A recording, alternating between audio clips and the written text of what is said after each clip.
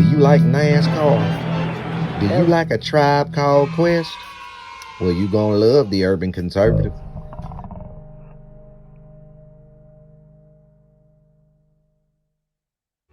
Do you like manwich and nachos? Well, then you'd love the Urban Conservative. Do you like guns? Do you like butter? Well, you're gonna love the Urban Conservative. Yo, what's good, son? You like pit bulls, say? You like solving Sudoku puzzles? Then you gonna love the Urban Conservative.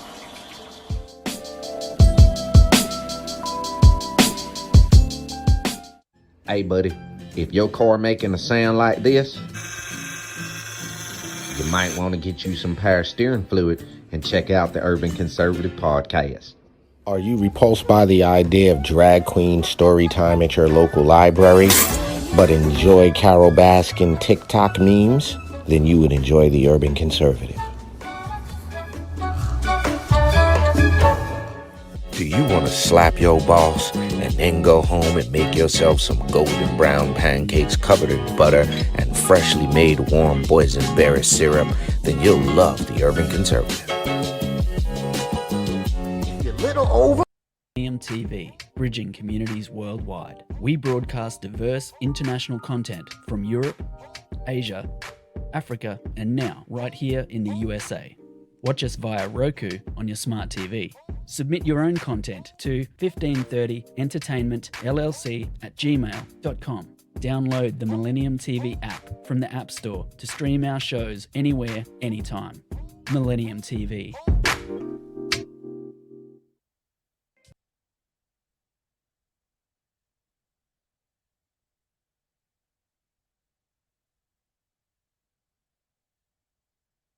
This season of the Urban Conservative Podcast is brought to you by Newton for Senate, working to improve education, reduce taxes, and keep North Carolina #1 for business. Find out more at newtonforsenate.com. This episode of the Urban Conservative has also been sponsored by Case Technology Consulting. Help your business get value out of its data and become more efficient and streamlined. Case Technology Consulting. Check out the link in the description.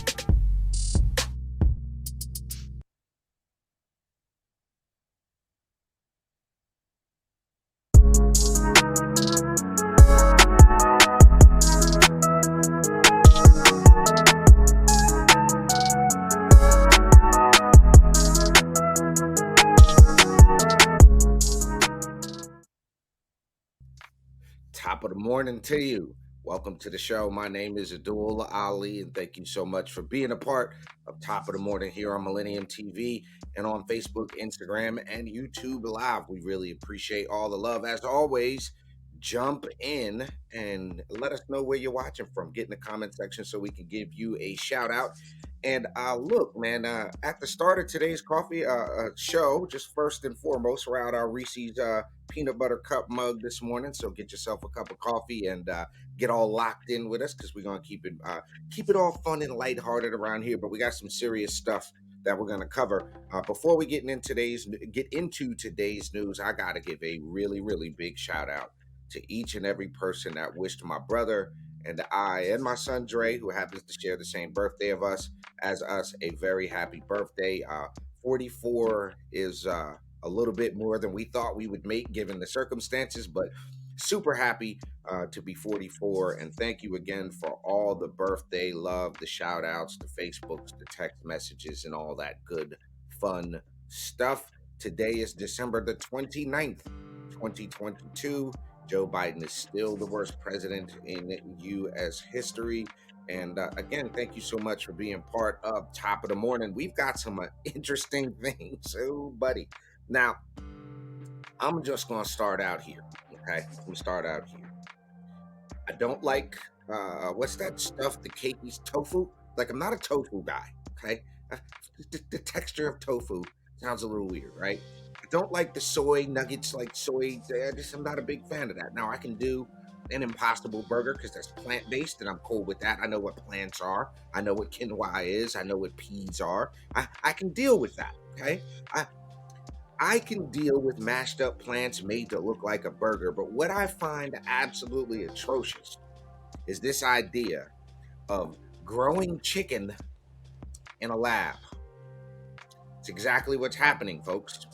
Is people want, and it's coming to North Carolina, folks. Chicken grown in a lab is coming to North Carolina. Now, as you look at this tasty morsel of a chicken salad or whatever that is that you got going on, a company that grows its meat in a lab instead of in barns is looking to Eastern North Carolina for the location of its first commercial scale facility.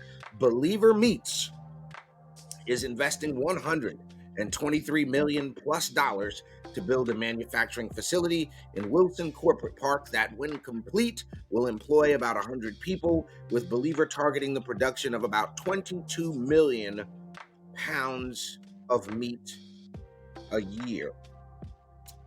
Yeah, folks, lab chicken. I'm gonna need to know if y'all are down with the lab chicken.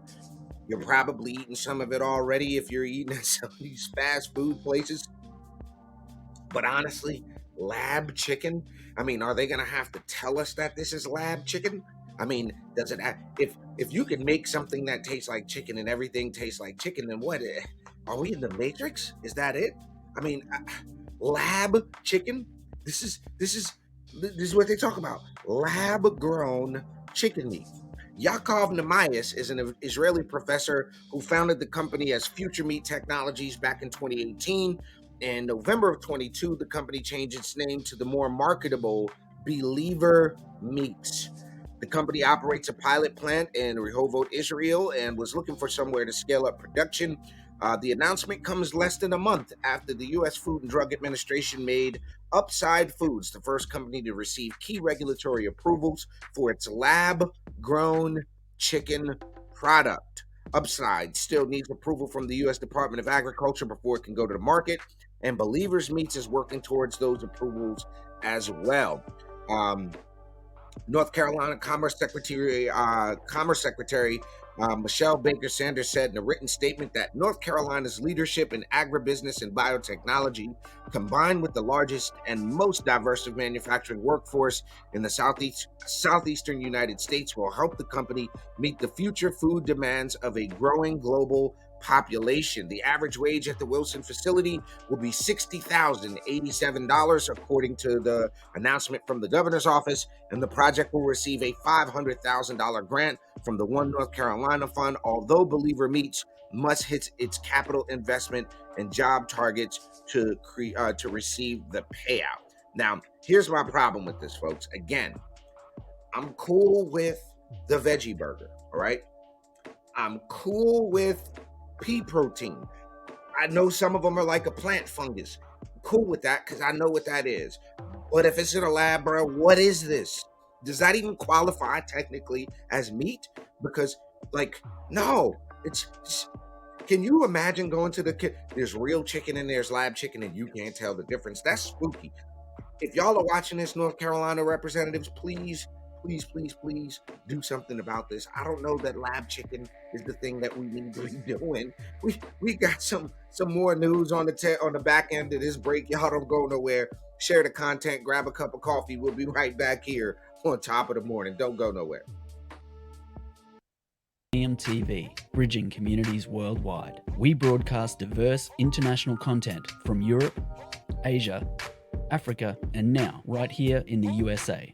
Watch us via Roku on your smart TV. Submit your own content to 1530entertainmentllc@gmail.com. Download the Millennium TV app from the App Store to stream our shows anywhere, anytime. Millennium TV. Just because you're black doesn't mean you have to vote Democrat. This year, in order to see benefits for our communities, we need to vote outside the box. Find out more by visiting us at tuconservative.com. All right, folks, welcome back to Top of the Morning. I'm your host, Addul Ali. I really appreciate y'all being here. Before we jump into our next story, I want to introduce a brand new section of the show called In the Know. Today, you're going to be learning about our Speaker of the House here in North Carolina, Speaker Tim Moore. So y'all take a look at this. We'll be right back.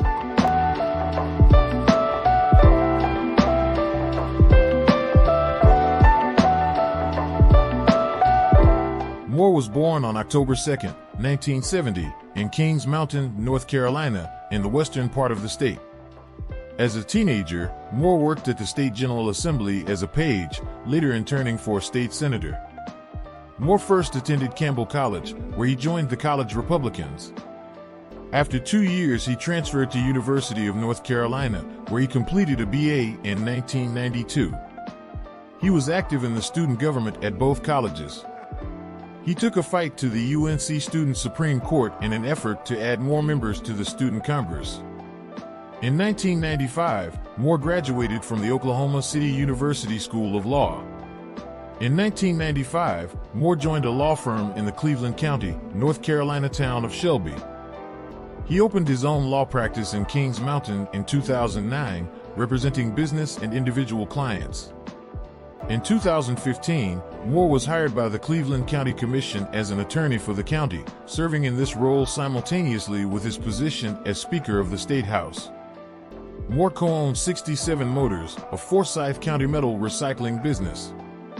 When Moore was 26, he was elected chair of the Cleveland County Republican Party in 1997. That same year, he was also appointed to the UNC Board of Governors. He was the youngest person to be appointed to that position. Tim Moore is currently serving his fourth term as the presiding officer of the North Carolina House of Representatives. Tim is the longest-serving Republican House Speaker in North Carolina history.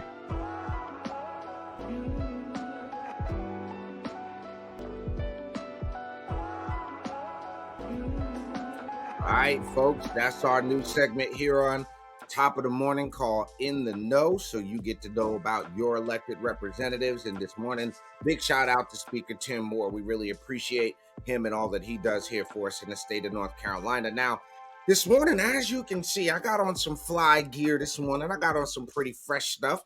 I want to give a big shout out to my friends over at the Marketplace Restaurant. Now, look, guys.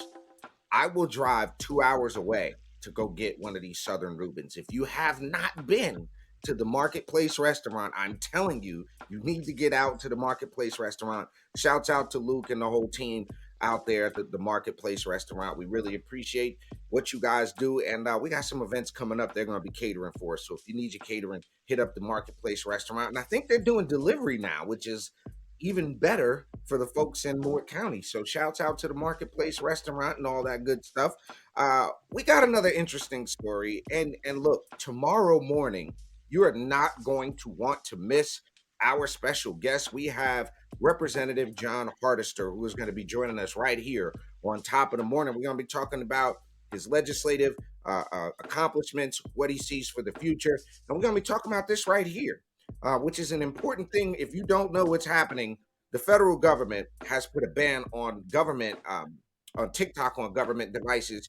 So here we have our good friend, Representative John Hardister and Representative Jason Sane calling for Roy Cooper to do the same thing. And the letter reads, today Rep. Sane and Hardister issued a joint letter to Cooper urging his office to issue an executive order to ban TikTok from all government devices. This is the letter to the Honorable Governor Roy Cooper, and I'm going to use the word honorable loosely. I don't know how honorable that guy is, but okay, I guess that's the title you get when you're the governor. We respectfully urge your administration to issue an executive order that bans TikTok from all government devices in North Carolina. This is a matter of national security, and it is imperative that swift action be taken swiftly and decisively. As we know, the Chinese government is constantly working to infiltrate our communications and access intellectual data within the United States. If sensitive data is breached, it could both pose an economic and security threat for North Carolina. We have a responsibility to prevent this from happening, which is why we are urging an executive order to be issued as soon as possible. Several other states have taken this action, and we recently learned that the Chief Administration Officer of the United States Congress banned TikTok from devices that are used by staff on Capitol Hill. It is time for North Carolina to follow suit and do what is necessary to promote state and national security. If there is no executive order, we will work swiftly in the upcoming 2023 legislative session to advance legislation to ban TikTok on all government-issued devices in North Carolina. However, It is our hope that your office will take swift and immediate action to address this matter in the interest of enhancing our domestic security and protecting our citizens. Thank you so very much for your time and consideration. Please feel free to contact us if you wish to discuss this further. And I have a feeling Roy Cooper ain't gonna be calling Representative Shane.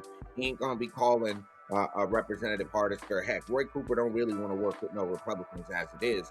But I applaud them for taking that step. And I've got some questions like, why have him issue an executive order instead of pushing a law, a faster law? So we're going to be talking to Representative Hardister tomorrow morning, right here on Top of the Morning here on the Urban Conservative and Millennium TV 24. So you don't want to miss that. I mean, and honestly, I got a point here. Why are you on TikTok if you're at work anyway? Can somebody explain that to me? Why you would be on TikTok if you're supposed to be at work? I mean, I wish I had a job where they could pay me to sit around and look at little TikTok videos. I mean, this should have been a no-brainer, honestly. So we're going to take a very quick commercial break here on Top of the Morning. We'll be right back with our last couple of stories of the day. Don't go nowhere. Get your cup of coffee.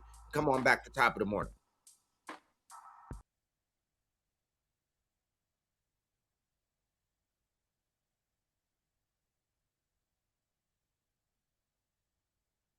This season of the Urban Conservative Podcast is brought to you by Newton for Senate, working to improve education, reduce taxes, and keep North Carolina #1 for business. Find out more at newtonforsenate.com. This episode of the Urban Conservative has also been sponsored by Case Technology Consulting. Help your business get value out of its data and become more efficient and streamlined. Case Technology Consulting. Check out the link in the description.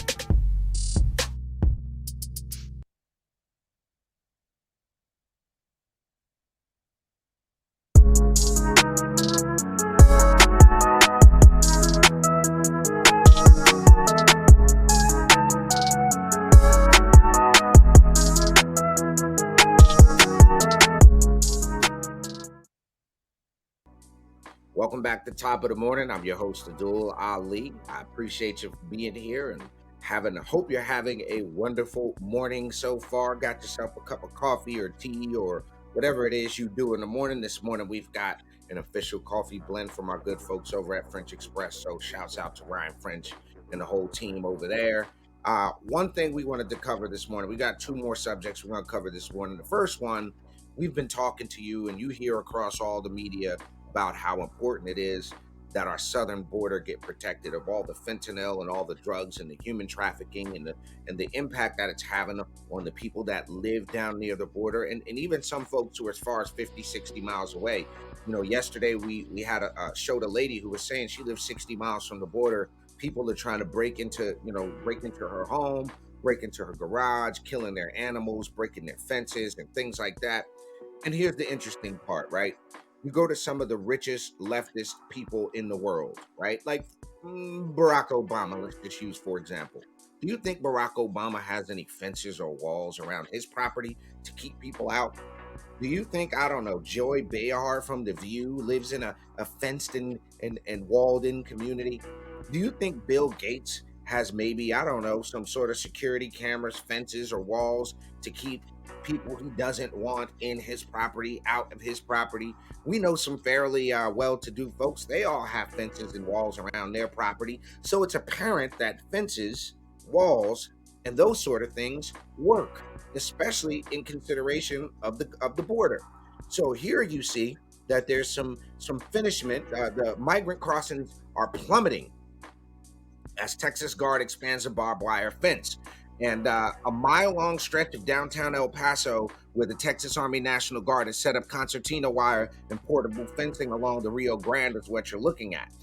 They began setting up that barrier last week at a gap in the border wall west of the El Paso del Norte port of entry.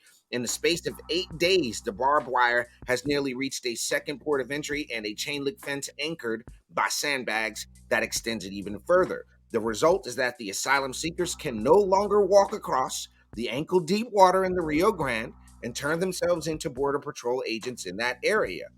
The difference is vast, said First Sergeant Suzanne Ringel.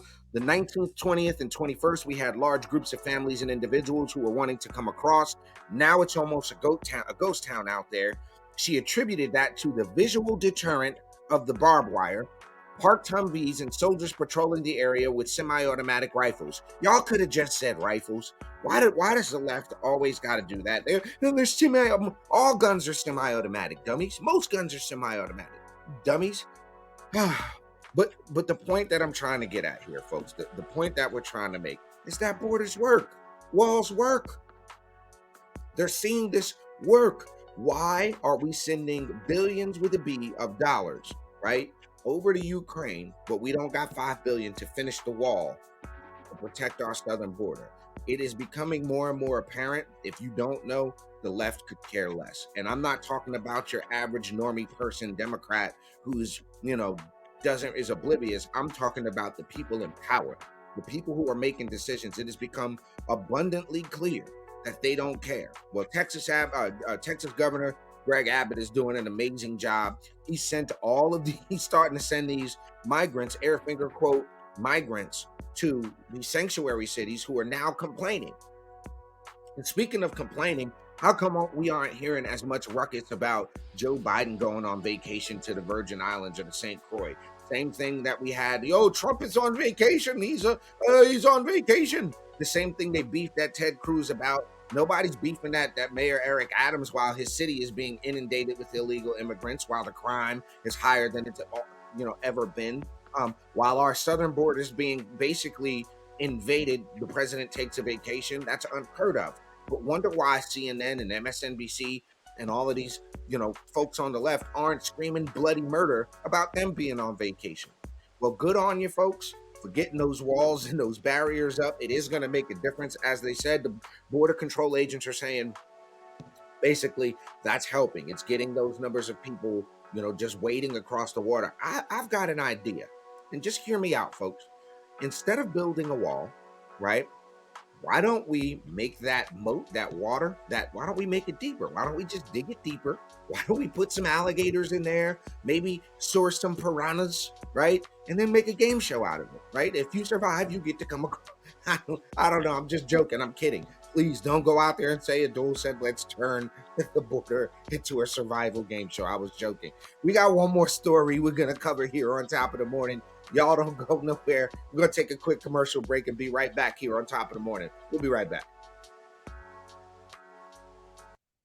Just because you're black doesn't mean you have to vote Democrat. This year, in order to see benefits for our communities, we need to vote outside the box. Find out more by visiting us at tuconservative.com. Millennium TV, bridging communities worldwide. We broadcast diverse international content from Europe, Asia, Africa, and now right here in the USA. Watch us via Roku on your smart TV. Submit your own content to 1530entertainmentllc@gmail.com. Download the Millennium TV app from the App Store to stream our shows anywhere, anytime. Millennium TV.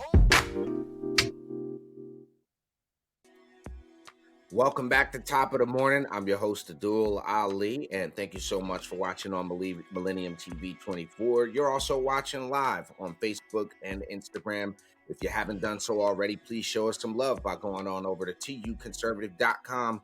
Get yourself a Hamilton plan so that you can get behind-the-scenes content. You'll get the heads up to when we're doing live events in the city near you. And on top of all that wonderful stuff, you get a perfectly curated news feed and access to our blog. So again, jump on over to tuconservative.com, get yourself a membership. And thanks for watching on your Apple TV, your Amazon Smart TV, your Roku TV, and your Samsung TV. We really appreciate that. And again, jump in the comments. Let us know where you're watching from. Today's final story. Now, look. We all expect that politicians in majority of we want them to be honest, but let's be honest. We know that there's a lot of, use the word embellishment that occurs in politics. We understand that. And right now there's an attack on a young man that has just become a congressman-elect up in New York. However, it seems to me that while the leftist media, CNN, MSNBC, all those folks are trying to drag George Santos up in New York, they've seemingly forgotten about how many lies the sitting president of the United States has told. And folks, I have for you here Joe Biden's top 15 lies. Y'all ready? Here we go. Lie number 1, the law school grades. Biden claimed in 1987 that he graduated in the top half of his class at Syracuse College of Law. He was 76th in a class of 85. He was 76 out of 85, right? That's a lie. Saying he graduated top half of his class. Second big lie. Biden falsely claimed in 2022, this year, he was arrested for trying to see Nelson Mandela in South Africa. The Washington Post, of all people, called it out and said the claim was false. He lied about his first job. In 2021, Biden claimed in Idaho his first job offer was from a local lumber and wood product business, Boise Cascade. The company said there is no record of Biden's claim at all. That's a lie. Number 4, visiting a synagogue. Biden claimed in 2021 he visited Pittsburgh Tree of Life Synagogue, where 11 people were murdered in 2018. Biden did speak to the Tree of Life rabbi. However, he never visited the synagogue. That was a lie. Unemployment numbers. Biden claimed in 2022 employment was the lowest in 50 years, down from 6.5% to 3.5%. Biden's claim is false. The unemployment rate was 3.5% under his predecessor. Yes. Orange man, low job. Yes. Biden claimed he visited Afghanistan in 2022. He said he visited Afghanistan and Iraq twice as president. The New York Post marked that as a false claim. He said of his Naval Academy appointment, he claimed in 22 he was appointed to the Naval Academy in 1965 by the late Senator J. Caleb Boggs, a Republican out of Delaware. The search of Boggs' records failed to produce evidence to support Biden's claim. Yeah, he's a liar. Even better, here goes. He says his son Bo died in Iraq. He falsely claimed twice that his late son Bo died in Iraq, and he died actually at a Maryland hospital. Never spoken to Hunter about family business. That's a big lie. Joe falsely claimed in 2019 he never discussed business deals with Hunter. But when Joe left a voicemail in 2018 about a business deal with Giant Energy, CEFC, directly contradicting his own statement. Hey, pal, it's Dad. It's 8:15 on Wednesday night. If you get a chance, give me a call. Nothing urgent. Just wanted to talk to you. I thought the article released online, it's going to be printed tomorrow in the Times, was good. I think you're clear. And anyway, if you get a chance, give me a call. I love you. That's him talking to his son about it. Said he's visited 54 states. Yep, there's only 50 states in the United States, folks. Said passed student loan legislation. Okay, Biden falsely claimed in 22 he passed student loan forgiveness, but no student loan legislation has been passed through Congress. This guy's a dummy. Biden claimed in 22 he sort of raised in the Puerto Rican community at home politically, but Biden told the BBC he is Irish. Media reports suggest Biden is 5/8 Irish, stemming from 2 Irish families. Okay? 13, gas prices. He falsely claimed the gas is down from over $5 when I took office. The day before Donald Trump left in office, the national gas price, $2.38. Biden traveling 17,000 miles. He claimed in 2021 he traveled 17,000 miles with President Xi Jinping. The Washington Post said false. And last big lie. He claimed in 2022 that inflation was only temporary. Okay? He claimed that inflation was temporary. Does this feel temporary to y'all? Does the cost of coffee and eggs and butter and, God forbid, lab chicken meat feel like it's getting any lower to you guys? Does it feel that way? Because it doesn't feel that way to us. I went shopping yesterday. I got 3 days worth of food. It cost about $130. That's right.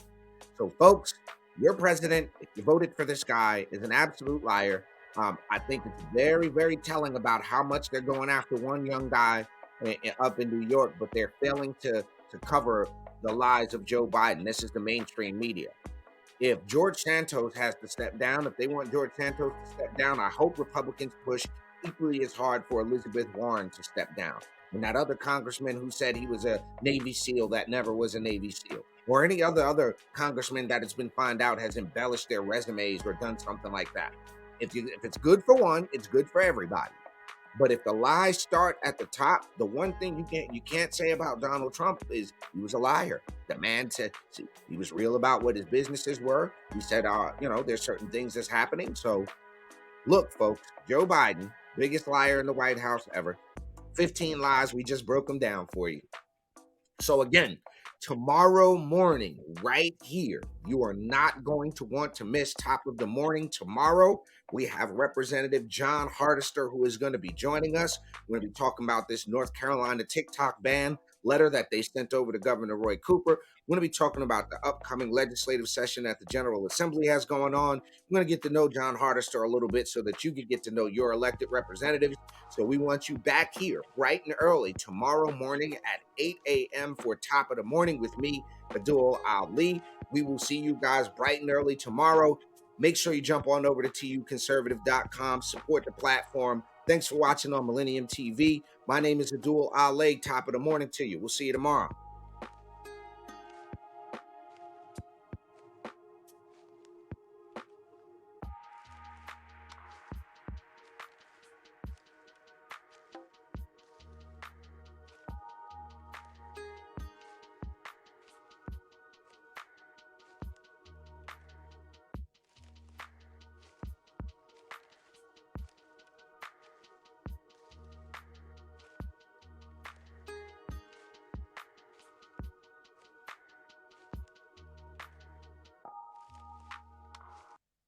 Just because you're black doesn't mean you have to vote Democrat. This year, in order to see benefits for our communities, we need to vote outside the box. Find out more by visiting us at tuconservative.com.